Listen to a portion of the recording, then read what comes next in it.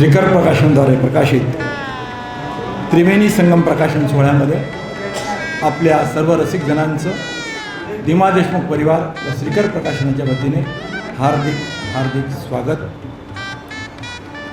आपण आता कार्यक्रमाला सुरुवात करतोय. या ठिकाणी सर्व मान्यवरांचं व्यासपीठावर आगमन झालं. मी सर्व मान्यवरांना अशी विनंती करतो की त्यांनी कार्यक्रमाची सुरुवात दीपप्रज्वलन व प्रतिभा पूजनाने करावी. आदरणीय व्यासपीठ.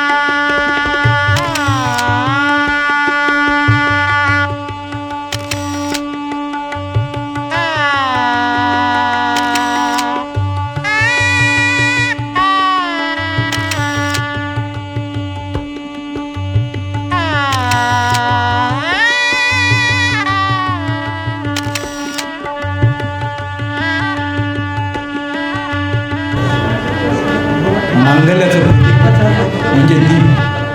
आपल्या प्रत्येकाच्या आयुष्यामध्ये आपलं आयुष्य प्रकाशमान व्हावं हाच दीप प्रज्वलनाचा नक्कीच उद्देश आहे. आपली भारतीय परंपरा अतिशय श्रेष्ठ आहे. या श्रेष्ठतेचा आदर्श या ठिकाणी दीप प्रज्वलन संपन्न झालं आहे.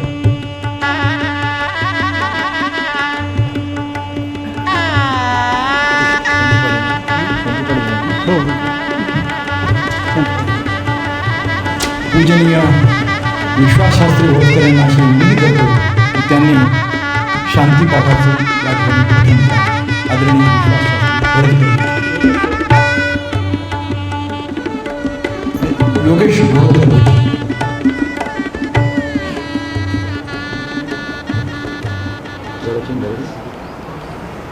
ओम आनो भद्राः कृतवो यन्तु विश्वतो दब्धासो अपरीतास उद्भिदाः देवानो यथा सदमिद्वृधे असन्नप्रायुवो रक्षितारो दिवे दिवे देवानां भद्रासु मतिररुजूयतां देवानां रातिरभिनो निवर्तताम् देवानां सख्यमुपसेदिमा वयं देवान आयुः प्रतीरन्तु जीवसे तान् पूर्वयानि विदाहुमहे वयं भगं मित्रमदीतिं दक्षमश्रिधम् अर्यमणं वरुणं सोममश्विना सरस्वती नः सुभगामयस्करत तन्नो वातो मयो भुवा तुभेषजं तन्माता पृथिवी तत्पिता द्यौः तद्ग्रावाणः सोमसुतो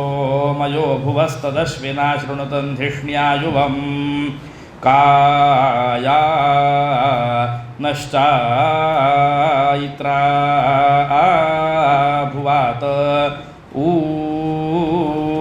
ती सादा वृधस्सा खा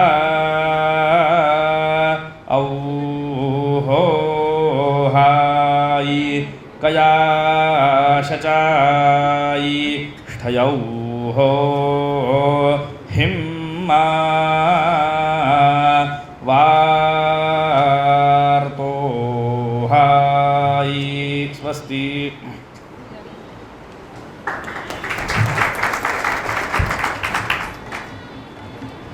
या शांतीपाठामुळे एक आध्यात्मिक वातावरण या सभागृहामध्ये तयार झालं आहे. आपल्या भारतीय परंपरेनुसार आजच्या कार्यक्रमाचे अध्यक्ष हरिभक्तपरायण बालचोथे महाराज यांच्या या ठिकाणी आपण यथोचित सत्कार करणार आहोत. बालचोथवे हे नाव नांदेडलाच नव्हे, मराठवाड्यालाच नव्हे, तर संपूर्ण महाराष्ट्रात परिचित असं नाव आहे.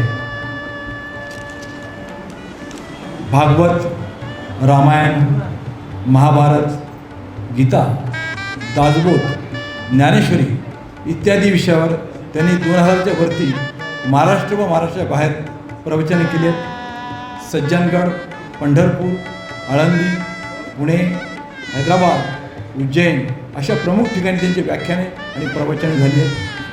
अनेक पुरस्कारांचे चौथे मानकरी आहेत.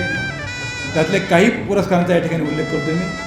केशव फडके गौरव पुरस्कार मुंबईचा, जो महाराष्ट्रातील ख्यातनाम प्रवचनकारांना दिला जातो.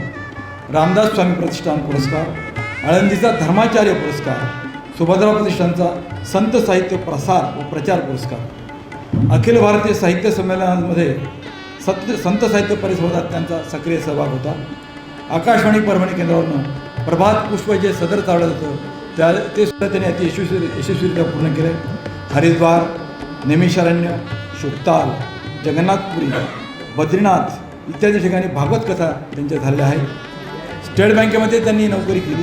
10 वर्ष फक्त याच कामासाठी, आध्यात्मिक कामासाठी त्यांनी सेवानिवृत्ती घेतली. अतिशय उत्तम वक्ते, अभ्यासक म्हणून बालचोथे महाराजांचा आपल्याला परिचय आहे, आपल्याला ओळख आहे. या ठिकाणी चोथे महाराजांचा सत्कार आणि स्वागत करण्यासाठी मी आदरणीय वसंतरावजी देशमुख यांना आमंत्रित करतो आहे. त्यांचंसुद्धा आध्यात्मिक क्षेत्रातलं खूप मोठं योगदान आहे आणि देशमुख परिवारातले ज्येष्ठ व्यक्ती म्हणून त्यांचं नाव आदरण घेतलं जातं. मी चोथे महाराजांना अशी विनंती करतो की त्यांनी या सत्काराचा स्वीकार करावा. आत्तापर्यंत दिम्मा देशमुखचा वाटतं हा 3रा-4था प्रकाशन सोहळा असेल. 3 गोष्टी बदलल्या नाहीत: लेखक, प्रकाशक, निवेदक आणि गिरिराज मंगलकार. एवढा बदल आत्तापर्यंत झालेला नाही. कदाचित त्यांना निवेदक दुसरा कोणी सापडला नसेल, माझा नंबर दरवेळेला लागतो. आणि श्रीकर प्रकाशनाचं या ठिकाणी योगदान महत्त्वाचं आहे.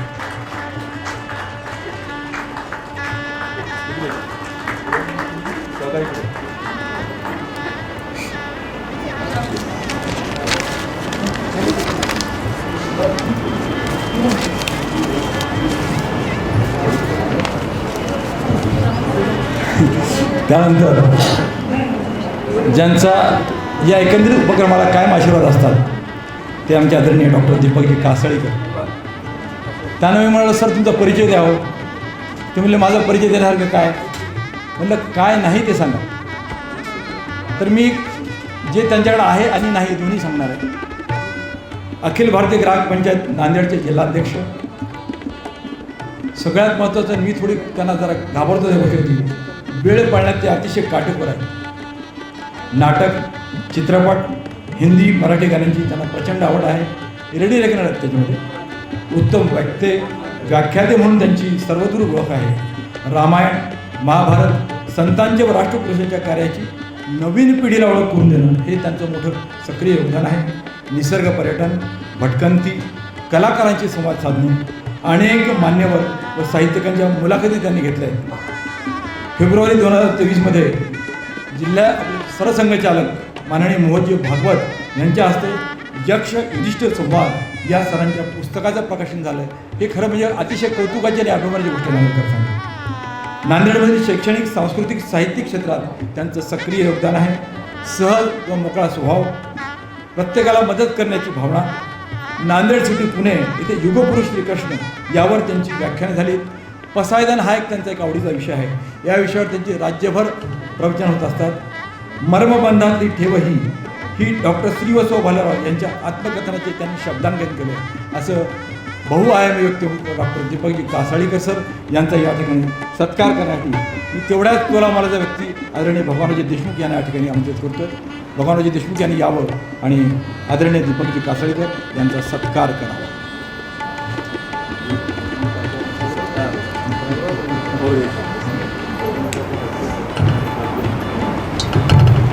दोघांचे शिक्षण क्षेत्रामध्ये खूप मोठं योगदान आहे. कासाळीकर सर म्हणजे आजी विद्यार्थीप्रिय शिक्षक आणि भगवानरावजींबद्दल तर काय बोलावं.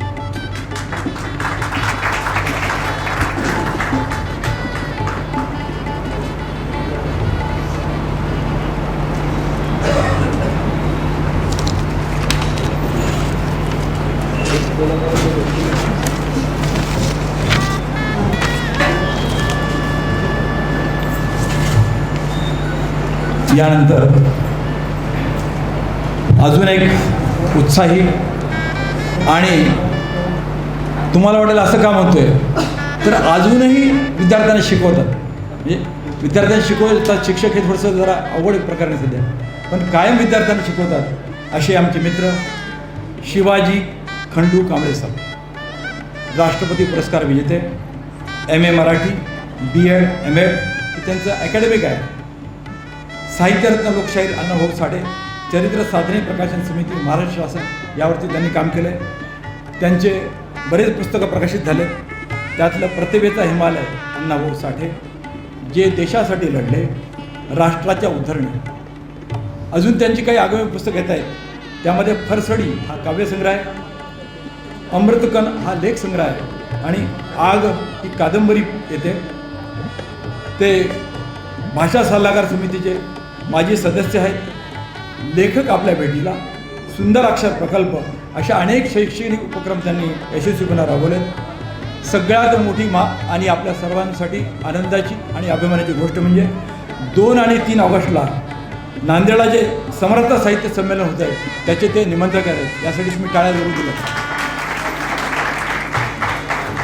आणि पुन्हा एकदा सांगतो, तळमळीने शिकवणारा हाडाचा शिक्षक म्हणजे शिवा कांबळे. तर त्यांचा सत्कार आमचे स्वानंदी काय म्हणतात त्याला, स्वानंदी कवी दिमा देशमुख यांनी करावा अशी विनंती करतो. शिवा कांबळे सर, आपले या ठिकाणी स्वागत आणि सत्कार.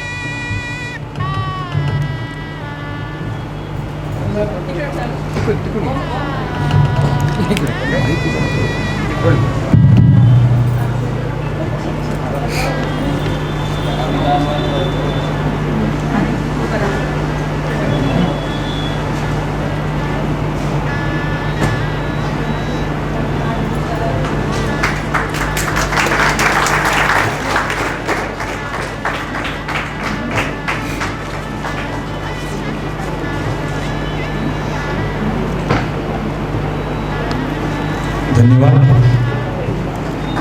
लेखक आणि प्रकाशक यांचं एक अतूट नातं आहे.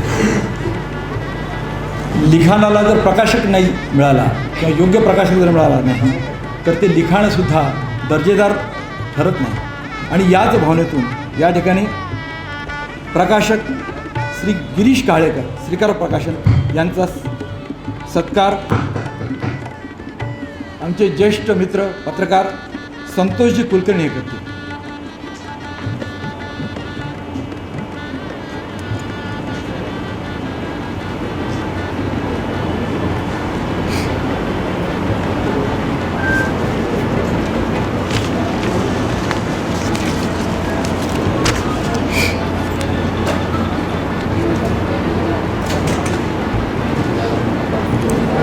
कसं आहे, शब्द काय, स्वर काय, कला काय ही भिजली असावी लागते. त्याच्यात कुठेतरी ओलावा असतो आणि या प्रकाशन सोहळ्यामध्ये हा ओलावा आपल्याला निश्चितपणे जाणवत असेल.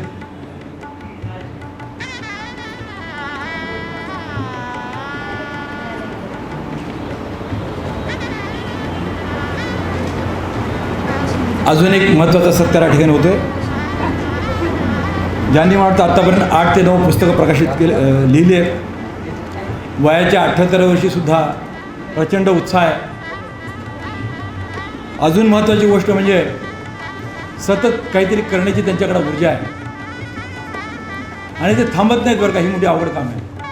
पहिलं प्रकाशन झालं, दुसरं झालं, तिसरं झालं, ते थांबत नाहीत. कायम त्यांचा एक उत्साहाचा झरा असा त्यांच्यामध्ये आहे. असे दिमा देशमुख यांचा सत्कार श्रीकर प्रकाशनचे गिरीश काळेकर यांनी करावा अशी विनंती करतो. गिरीशजी काळेकर.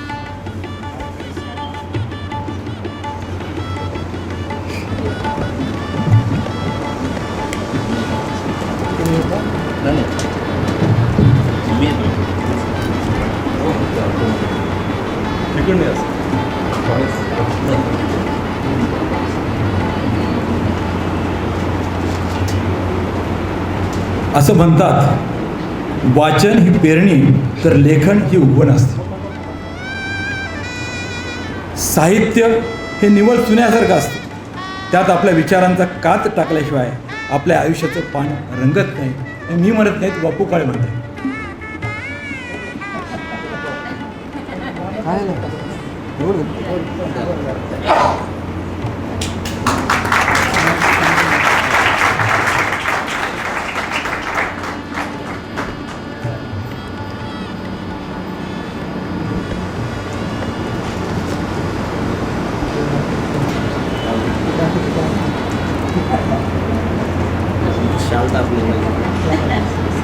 यानंतर दिमाने माझी थोडी पंचायत केली हो. त्याने बरंच लिहिलं काहीतरी, सुप्रसिद्ध निवेदक, नवोदित लेखक. मला थोडं त्याचा या गोष्टीचा ताण आला हो, की सुप्रसिद्ध निवेदक आहे का मी, नवोदित लेखक आहे का मी. ते म्हणजे आहे, तर तुमचा सत्कार करायचा मला. म्हणजे माझा मी कसं करावा. तर ते मला मी प्रमोद देशपांडेला सांगतो. तर प्रमोद देशपांडे यावं आणि सत्कार करायचं तर करायला हरकत नाही, मला आनंद मिळेल, नो प्रॉब्लेम.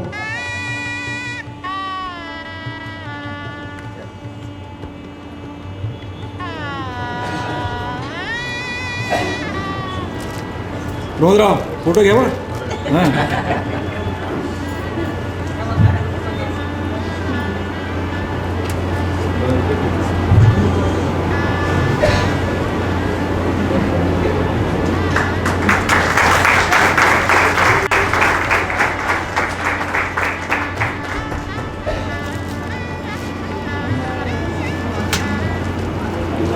सर इकडे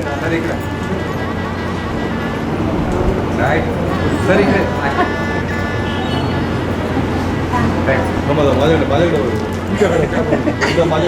म्हणाल तिकडे पाहतो जास्तीच्या पिशामध्ये.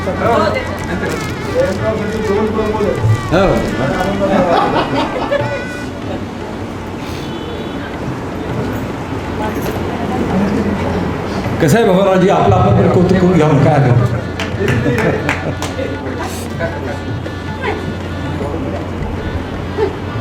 यानंतर आध्यात्मिक क्षेत्रात ज्यांचं मोठं योगदान आहे असे दुर्गा भेद पाठशाळेचे आदरणीय विश्वास शास्त्री घोडसकर व योगेश शास्त्री घोडसकर यांचा यथोचित सत्कार हरिभक्तपरायण बालो चोथे महाराजांनी करावा अशा प्रकारची मी त्यांना विनंती करतो.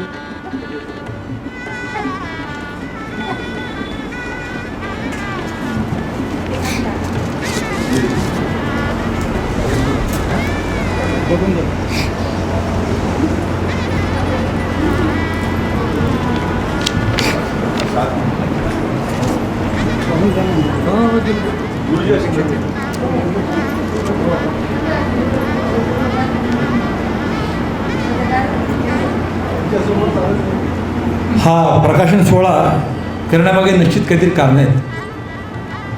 त्यामध्ये आपल्याला माहिती आहे की पुस्तके आनंद देतात, अनुभव सांगतात, आयुष्यातल्या सुखदुःखाची जाणीव करून देतात. पुस्तके संस्कार घडवतात आणि त्यासाठीच हा प्रकाशन सोहळा आहे. वाचन संस्कृती वाढली पाहिजे, तरुणांनी वाचलं पाहिजे, हा सुद्धा याच्यामागे निश्चितपणे उद्देश आहे. धन्यवाद घोडसकर शास्त्री गुरुजी. या 3 जे काही पुस्तक प्रकाशित या ठिकाणी होणार आहेत ते पुस्तकांना प्रस्तावना ज्या मंडळींनी दिली आहे, ज्या मान्यवरांनी दिली, त्यांच्या पण या कार्याची, त्यांच्या सहकार्याची आपण या ठिकाणी नोंद घेणार आहोत. त्यामध्ये सर्वप्रथम माझे मित्र, आपल्या सर्वांचे परिचय असलेले ज्येष्ठ पत्रकार संतोषजी कुलकर्णी यांचा सत्कार समरसता साहित्य संमेलनाचे निमंत्रक आदरणीय शिवा कांबळे सरांनी करावा अशी मी त्यांना विनंती करतो. संतोष कुलकर्णी म्हणजे कायम मदतीचा हात देणारे व्यक्तिमत्व.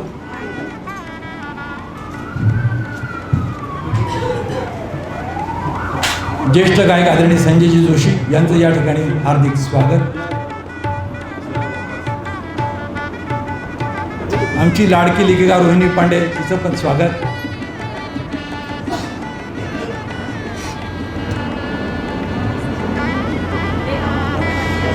शब्दाची ओलावणी या पुस्तकाला संतोष कुलकर्णीची प्रस्तावना आहे. त्यानंतर हरिभट सारामृत या पुस्तकासाठी डॉक्टर मार्तंड कुलकर्णी किनवट यांनी प्रस्तावना दिली. ती या ठिकाणी उपस्थित नाही, पण त्यांच्या उपस्थिती आपण योग्य ती नोंद घेत आहोत. अजून एक पुस्तक ज्याला आपण आत्मकथन म्हणू, आत्मव्रत म्हणू, ते या ठिकाणी प्रकाशित होणार आहे. त्याची प्रस्तावना कुटुंबियांपैकीच असलेले अतिशय मोठे कलाकार असे प्रमोद देशमुख यांनी या पुस्तकाला प्रस्तावना दिली आहे. प्रमोद देशमुखांचा सत्कार करण्यासाठी मी डॉक्टर दीपकजी कासळीकर सर यांना विनंती करतो. नुकतीच प्रमोद देशमुख सपत्नीक वारी करून आले, ही एक विशेष गोष्ट आहे. टाळ्या वाजव, काय प्रॉब्लेम. 250 किलोमीटर पायी चालत आलेला माणूस. अच्छा, कासळीकर सरांनी अजून एक माहिती दिली, बहुउद्योगी आहे म्हणजे.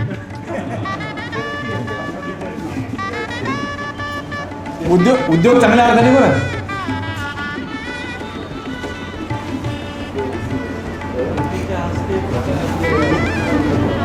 गुरुजीच्या हस्ते विद्यार्थ्यांचा सत्कार हा एक अतिशय सुंदर योग आहे.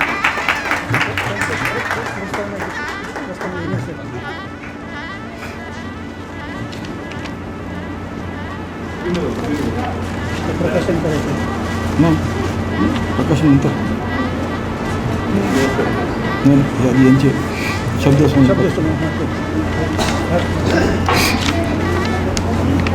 कुठलंही काम करायचं असेल तर त्याला अनेक जणांचे हात लागतात, अनेकांचं सहकार्य असतं. त्यामध्ये शुद्ध लेखनासाठी आमचे मित्र श्री दिलीप वैद्य व पुरुषोत्तम हादेकर यांनी प्रूफ रिडिंगचं काम केलं आहे. त्यांचं या ठिकाणी आम्ही नोंद घेत आहोत.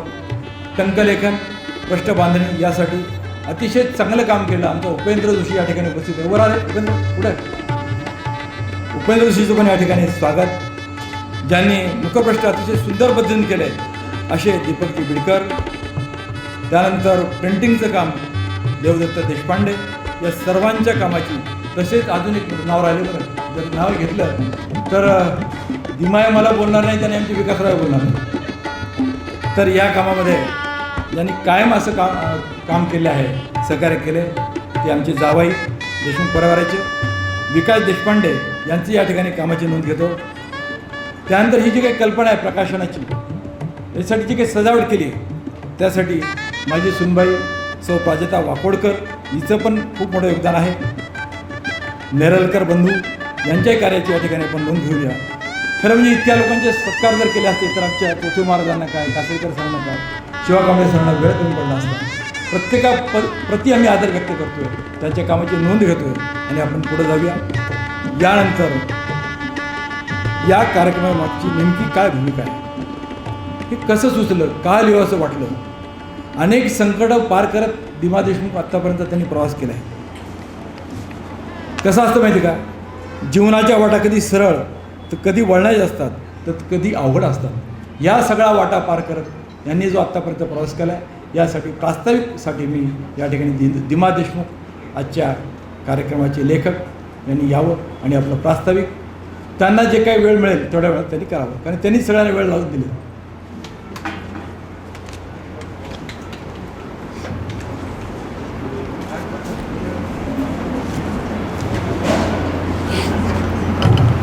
जय श्रीराम.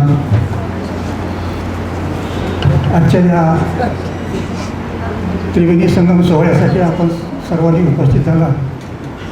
खरं तर स्वतः हा जगदीश मूर्ती असतो, त्यांच्या उपस्थितीमध्ये हा सोहळा संपन्न होत आहे. खरं म्हणजे त्यांच्यामुळे ह्या व्यासपीठाला महत्त्व येतं. त्या अनुषंगानं मी आजचं जे व्यासपीठ आहे त्याला मी ज्ञानपीठ म्हणतो. ही सर्व दिग्गज मंडळी ही खरं ज्ञानवंत आहेत, म्हणून आपण त्यांना ज्ञानपीठ हा संबोधण्याचं काही वावगं होणार नाही. तर या अनुषंगाने आता जे कार्यक्रम आहे आपला त्रिवेणी संगम सोहळ्याचा प्रकाशनाचा, यासाठी एक मला ओळ सुचते. याच्यासाठी केला होता अट्टहास, आजचा दिवस आनंदित झाला.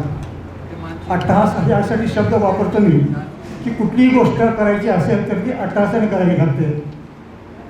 लेकरू रडल्याशिवाय आई दूध देत नाही. आपल्याला रामायणातील प्रसंग माहिती आहे, त्याच्यामुळे रामायण घडलं.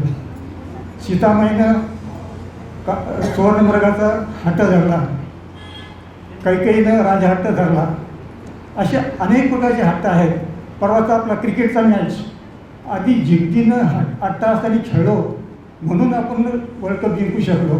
तसं आजचा हा जो कार्यक्रम आहे, मी ही सगळी मैफिल लोशीची जमवावी आणि शब्दसुमनानी रचवावी या अनुषंगाने मी हा अट्टाहास केलेला आहे. तर आजचा ह्या प्रसंगामध्ये माझे 3 कविता संग्रह आज 3 पुस्तकं प्रकाशित आहेत. पहिला आहे मागे वळून पाहताना, दुसरा आहे हरिपाठ विवरण आणि तिसरा कविता संग्रह आहे शब्दची ओलावले.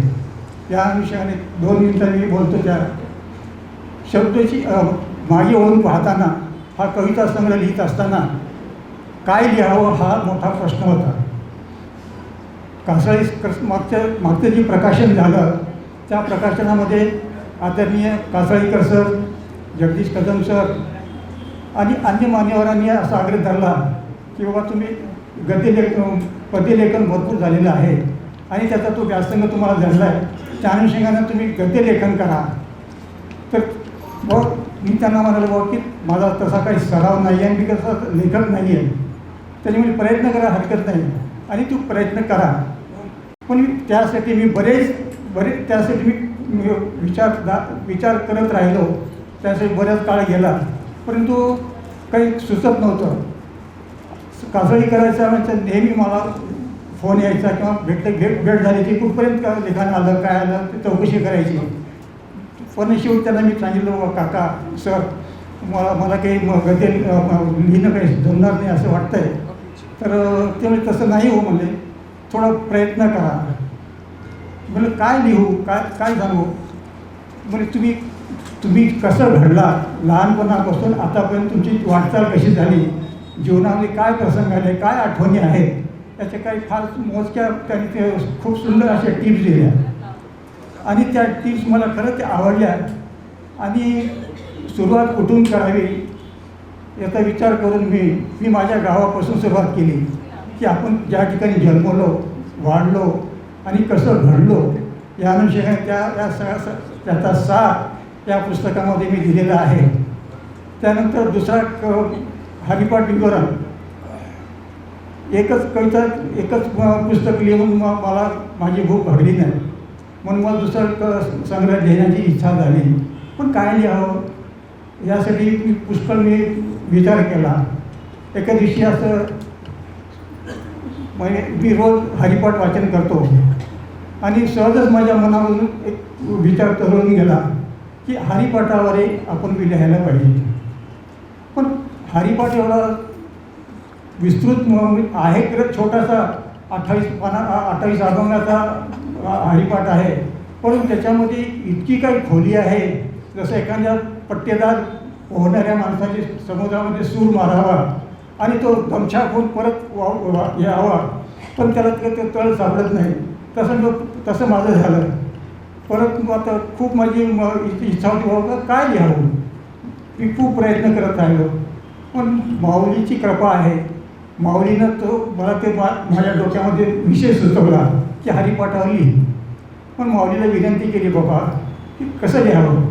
त्यावेळेस मला एक ओळ सुचली की अभंग सुचला, नामदेव म्हणे दृष्टांताची माता साधूची संगती तरुण पाय. त्याच्यामध्ये खूप सुंदर असा म्हणजे त्याच्यातच गर्भित अर्थ आहे. ज्ञानदेव सांगेल दृष्टांताची माता, कसं लिहिशील, काय लिहिशील, दृष्टांतरूपी त्या याच्यामध्ये या गोव्यांचं किंवा अभंगाचं विवरण लिहायला पाहिजे असं माऊलीनं सुचवलं. माऊलीला परत मी विनंती केली बाबा की हा एवढा मोठा ग्रंथ आहे लिहायला छोटा, परंतु त्याचं विवरण फार मोठं आहे. परंतु माऊलीची कृपा आहे, तिला लिहून घ्यायचं होतं आणि त्या अनुषंगाने ते माऊलीने ते माझ्याकडून लिहून घेतलं. आणि तिसरा कविता संग्रह आहे तो शब्दाची ओलावले. कविता संग्रह हा लिहित असताना कविता कशी लिहावी, का लिहावी, केव्हा लिहावी, हे या अनुषंगाचं काही त्याचं वेळ काळ नसतं. या संदर्भामध्ये एक मला छोटासा किस्सा, मी संस्कार भारतीमध्ये काम करतो, आताही करतो आहे, नाही असं नाही, पण एक कार्यक्रम आम्ही नाना पालकर शाळेमध्ये घेतला होता. त्या ठिकाणी आमचे पिंपळवाडकर सर आणि लक्ष्मीकांत तांबोळी सर यांना त्या ठिकाणी पाचारण करण्यात आलं होतं. मुलांना कविता कशी शिकवावी, कविता काय असते, या अनुषंगाने त्यांचं मार्गदर्शन ठेवलं होतं.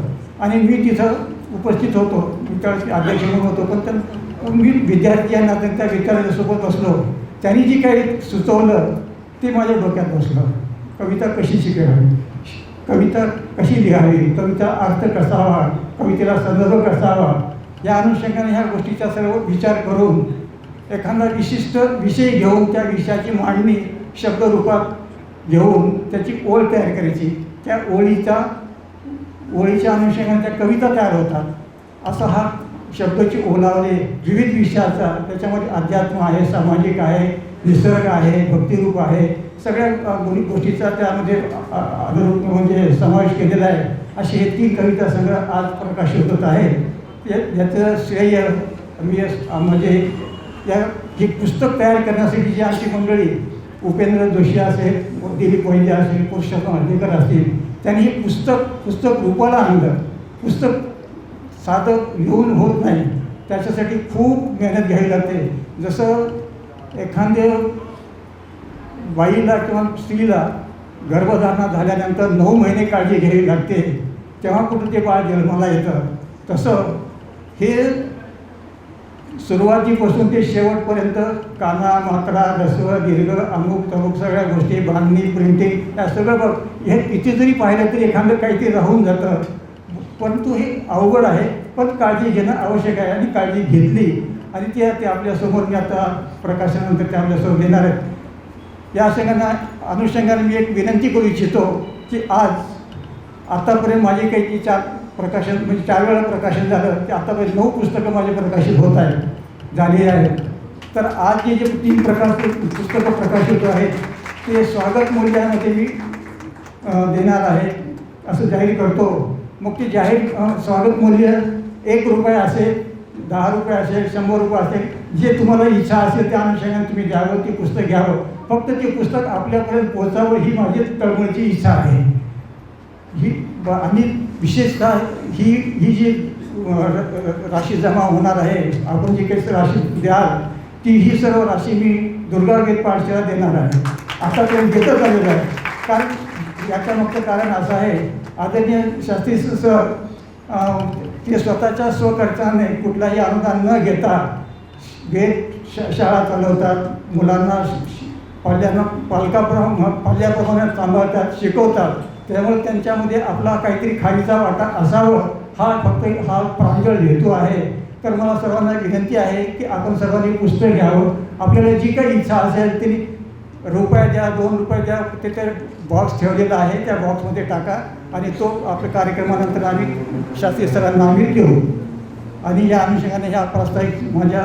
आणि दुसरी एक महत्त्वाची गोष्ट आहे, आपला हा कार्यक्रम झाल्यानंतर जेवणाची खाली व्यवस्था झालेली आहे, तर कुणीही जेवण्याशिवाय जाऊ नये ही नम्र विनंती करतो आणि माझं 2 शब्द प्रास्ताविक संपवतो. धन्यवाद.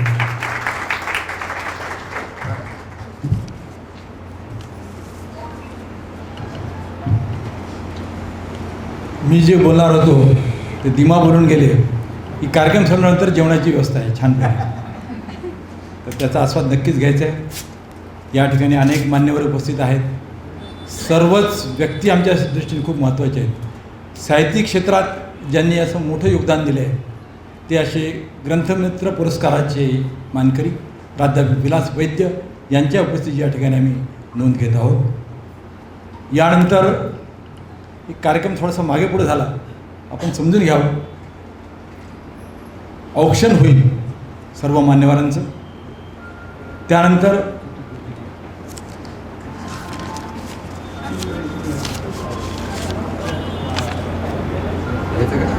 PNG ज्वेलर्सचे मंडळी या ठिकाणी आली आहेत. ते पण या व्यासपीठावरती येऊन सर्व मान्यवरांचा सत्कार करू इच्छितात. ऑप्शन करा ना. आधी ऑप्शन करा. सांगा. आमच्या विकासरावची आज थोडीशी गडबड झाली हो, कारण मी माझं मन चूक झाली असं म्हणणार नाही, विकासरावची झाली म्हणून. ऑप्शन ठीक आहे. हा इथं एक जिव्हाळा आहे, एकमेकाबद्दलचं प्रेम आहे, सद्भावना आहे.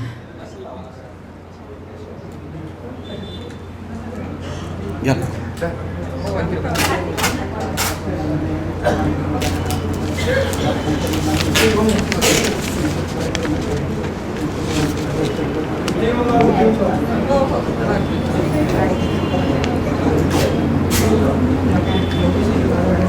मान्यवरांचे ऑप्शन सो युगा देशपांडे हे करत आहेत. अजून कोणी यायचं असेल तर हरकत नाही. देशमुख परिवार किंवा त्यांच्या दिमांच्या मुलीपैकी जरूर यावं.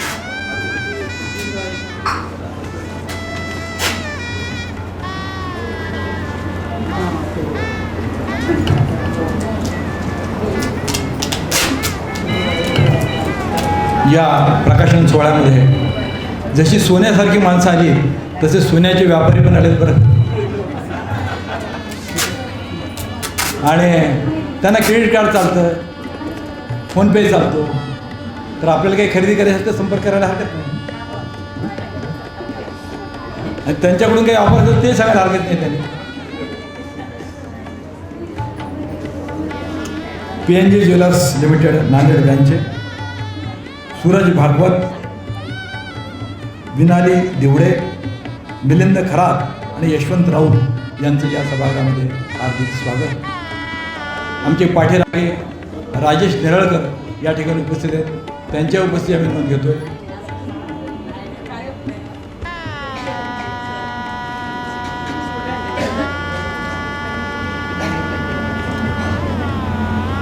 पुन्हा गुरु शिष्य परंपरा, अतिशय आनंदाचा क्षण.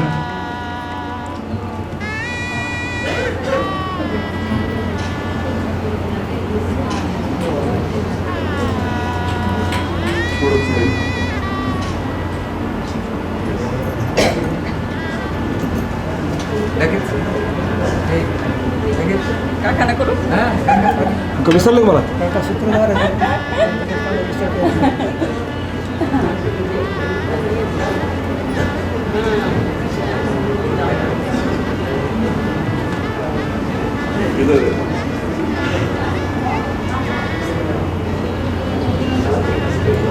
या PNGची मंडळी फक्त 6 आहेत का? अच्छा, संख्या वाढणार नाही ना?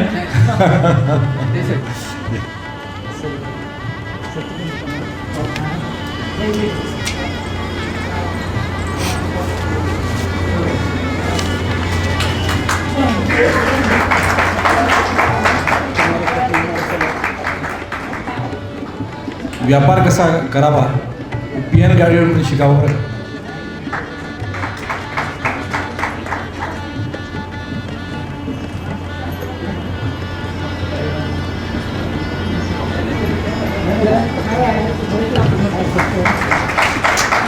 अतिशय स्तुत्य उपक्रम.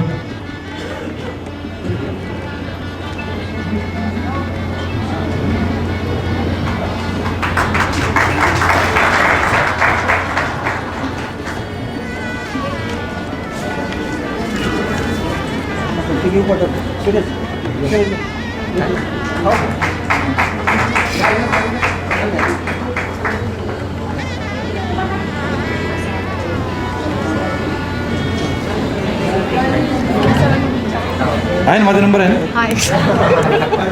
थँक्यू. नसेल तुम्ही मागून घेतो मी, काय सगळं मागून घ्यायचं, नो प्रॉब्लेम.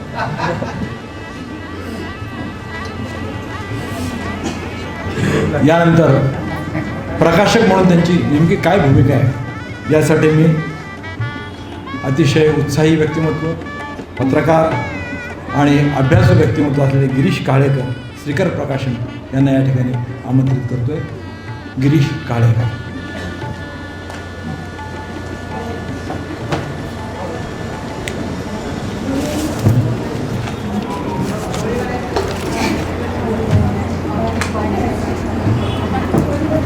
श्रीकर प्रकाशनच्या या पुस्तक प्रकाशन सोहळ्यात सर्वप्रथम आपलं सर्वांचं स्वागत. श्रीकर प्रकाशन हे ज्येष्ठ कवी किंवा नूतन कवींना व्यासपीठ उपलब्ध करून देण्याच्या दृष्टीनं सुरुवात करण्यात आलेला एक प्रकल्प आहे. आणि यामध्ये आत्तापर्यंत आमचे ज्येष्ठ साहित्यिक प्रभाकर सुर्वे, कपिल सावळेश्वरकर, विद्या देशपांडे, पुष्पलता कडतने आणि या सर्वांचे पुस्तक प्रकाशनानंतर आता सर्वात जास्त पुस्तके श्री दी.मा. देशमुख काकांचे प्रकाशित झालेत. जवळपास 8 पुस्तकं श्रीकर प्रकाशननं प्रकाशित केलेली आहेत. आणि मला हे सांगावंसं वाटतं, त्यांचा या वयातही एवढा उत्साह आहे, त्यांच्याकडे पाहून आम्हाला आणखी उभारी येते आणि त्यांचा हा उत्साह असाच कायम राहावा अशी मी इच्छा व्यक्त करतो. आणि विशेष सांगायचं म्हणजे श्रीकर प्रकाशनच्या पुस्तकाची नोंद राज्य शासनाच्या प्रकाशन विभागाने घेतलेली आहे आणि आपल्या यादीमध्ये त्याला स्थान दिलं. ते पुस्तक आहे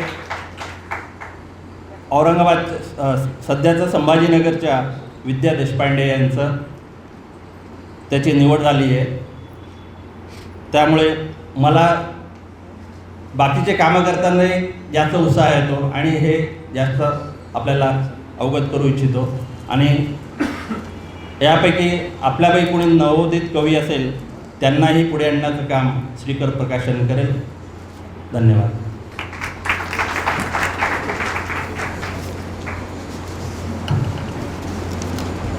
प्रकाशकांनी कसं बोलावं, किती मोजकं बोलावं हे काळेकरांनी या ठिकाणी सिद्ध केलं. ते त्यांचं काम हे पुस्तक प्रकाशित करण्याचं आहे. आणि आपण गिरीश काळेकरांना पण या निमित्ताने शुभेच्छा देऊया. आपण ज्या क्षणाची वाट पाहतोय तो प्रकाशन सोहळा आता आपण संपन्न करतोय. दी.मा.चं काम सगळंच हटके आहे. त्यांनी आत्तापर्यंत जे काही प्रकाशन केलेत पुस्तकाचे, त्याचं पहिल्या प्रकाशनाच्या वेळेस त्यांनी गंगाळात फुलांची आरास करून त्यात भावपुष्प कविता संग्रह प्रकाशित केला. त्यानंतर दुसरे प्रकाशन कोनशिला पद्धतीने म्हणजे पडदा सारून भावधारा कविता संग्रहाचं प्रकाशन करण्यात आलं. त्याचप्रमाणे गंधमातीचा, शब्दहुंकार व शब्दवेद हे कविता संग्रह पालखी सोहळ्यातून प्रकाशित केले. आणि आजचा जो प्रकाशन सोहळा आहे तो होणार आहे शिंपल्यातून तो पुस्तक येणार आहे. तर आपण या सगळ्या गोष्टीचे साक्षीदार आहोत. काहीतरी वेगळं करणं, काहीतरी हटके करणं ही देशमुख परिवाराची परंपरा आहे. आपण याचं कौतुक करूया, त्यांचं अभिनंदन करूया आणि सर्व मान्यवरांना विनंती करतो की त्यांनी या पुस्तकांचं, तिन्ही पुस्तकांचं प्रकाशन करावं. शिंपल्यातून पुस्तक प्रकाशन करण्याची संकल्पना सौ प्राजक्ता वाकोडकरची आहे.